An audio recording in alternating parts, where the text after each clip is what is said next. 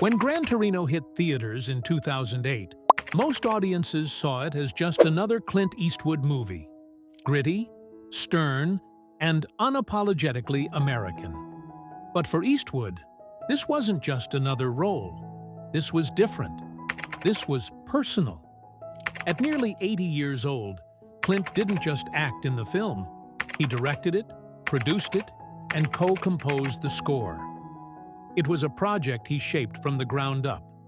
He was deliberate with every line, every camera angle, every moment of silence. Because Gran Torino wasn't about entertainment. It was about reflection, mortality, legacy. Walt Kowalski, the character he played, wasn't a gunslinging cowboy or a vigilante cop. He was an old man, a bitter, broken veteran clinging to a way of life that no longer existed. He lived in a neighborhood he didn't recognize anymore. He grieved quietly for a wife he had lost. He was tough on the outside, hollowed on the inside. And through Kowalski, Clint told the story of a man slowly learning to let go. Audiences didn't expect it. Critics didn't predict it. But the result was one of Eastwood's most emotionally charged performances ever. It was raw. It was uncomfortable. And it struck a chord with anyone who's ever looked in the mirror and wondered if their best days were behind them. But here's the part the cameras didn't show. After filming Wrapped, Clint didn't walk away from Gran Torino. He kept something. Two things, actually, both locked away, far from the Hollywood spotlight. Not for display, not for profit, for himself.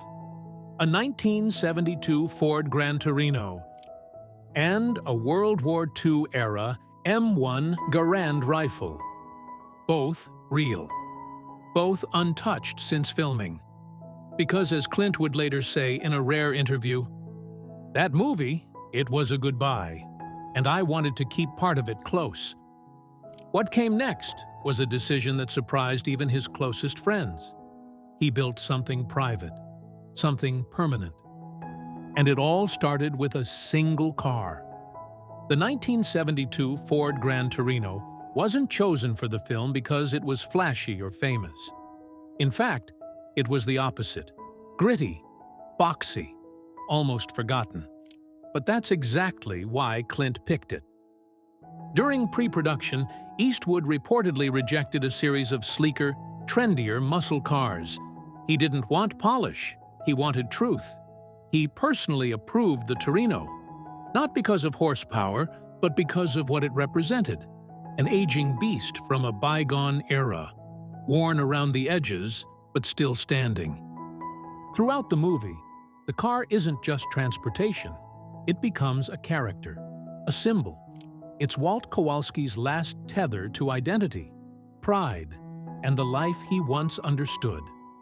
In one of the most iconic scenes, Walt wipes down the hood with reverence, almost like a veteran polishing his boots one last time.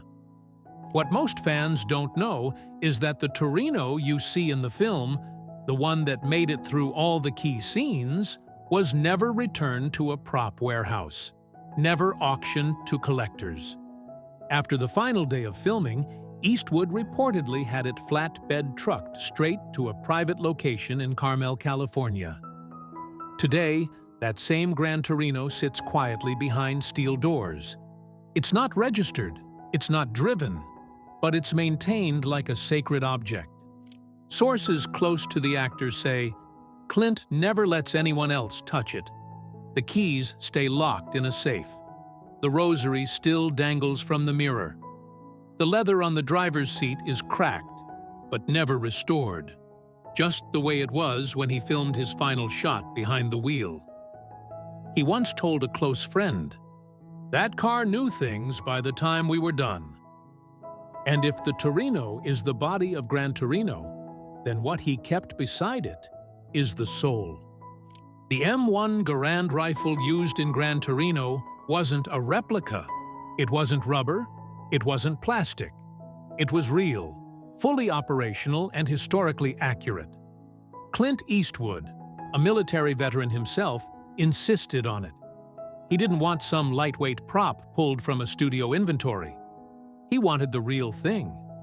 Because Walt Kowalski wasn't pretending to be a soldier, he was one. And the M1 Garand was the weapon of his generation. Issued to millions of American soldiers in World War II and Korea, the M1 Garand was powerful, heavy, and unmistakably lethal. And when Eastwood hefts it in the film, you feel that weight. Not just of steel, but of memory.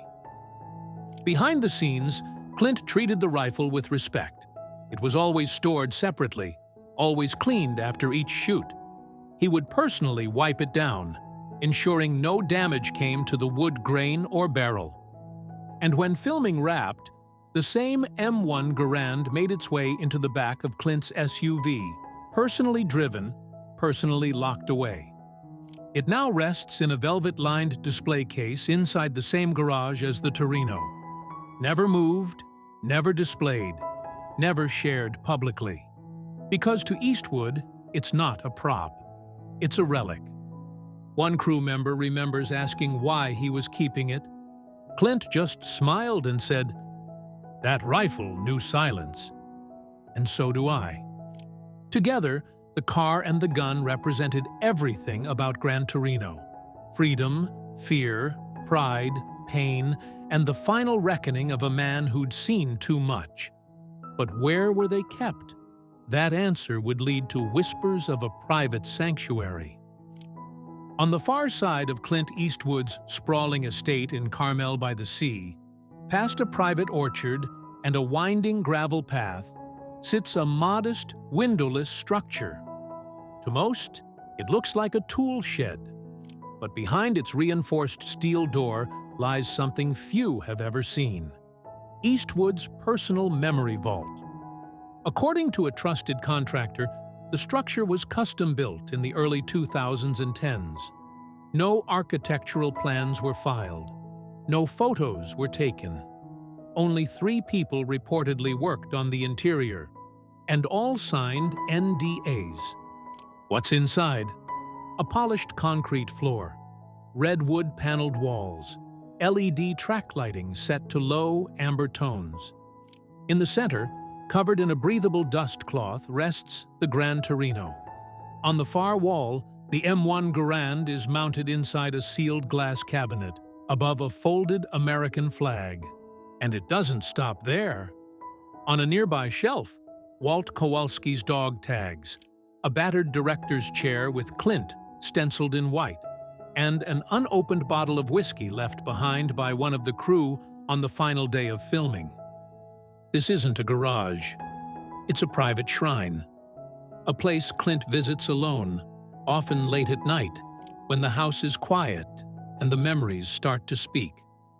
No security cameras, no Wi-Fi, no digital footprint. Just one man, preserving 2 pieces of a story that felt more like a goodbye than a performance. And he doesn't do it for attention. He does it because some things are too sacred to share. Clint Eastwood doesn't collect cars or guns for show. He keeps them like a historian guards a journal, because every scratch, every groove, every smudge tells a story. And when it comes to the Gran Torino and the M1 Garand, his preservation ritual borders on sacred. Every month, without fail, Clint reportedly spends one evening in that private garage. No crew, no assistants. Just him, a clean cloth, and silence. He begins with the Torino, starting it up, letting it idle, feeling the rumble echo through the small space. He checks fluid levels himself, runs his hand over the cracked vinyl of the seats, wipes down the chrome with soft cotton gloves. He never replaces the wear and tear, never restores it to showroom quality, because that would erase the history. "It's not supposed to be perfect," he said. "It's supposed to be mine." After the car, he turns to the M1 Garand. He dismounts it from the glass cabinet with practiced precision, oils the action, wipes the walnut stock, carefully places it back, angled slightly, so that it always faces the same direction, toward the passenger side of the Torino. The setup hasn't changed in years. The ritual isn't for anyone else. He's refused all documentary requests, refused every museum offer. When a collector once offered him $250,000 for both, he reportedly laughed and said, "I wouldn't trade them for a second of my youth." This is Clint Eastwood's church, his memory box, his quiet resistance to the world's obsession with moving on. Because some memories aren't meant to fade. In Hollywood, everything has a price, especially when it's touched by legend. That's why collectors, studios, and auction houses have tried again and again to buy the Gran Torino car and M1 Garand rifle, but Eastwood won't budge. Over the years, rumors have swirled about private offers. One wealthy investor supposedly offered $1 million for the set. Another tried to purchase the car alone, promising to preserve it in a museum next to other cinematic legends. Each time, Clint gave the same answer. They weren't made for the world. They were made for me. For Eastwood, these aren't props. They're totems. They represent one of the few projects where he didn't just play a role. He poured himself into it. Gran Torino wasn't about winning Oscars or topping box offices. It was about reflection, about putting a period on a legacy that spanned decades. The rifle? It's the echo of his service and understanding of violence and its consequences. The car? It's everything American about Clint. Stubborn, strong, and unwilling to be forgotten. Even his children have confirmed that he's made specific requests in his will. The car and rifle are never to be sold. Not displayed, not donated, not parted out. Because for Clint, letting them go would mean letting go of a piece of himself. And as long as he's still breathing, they stay with him.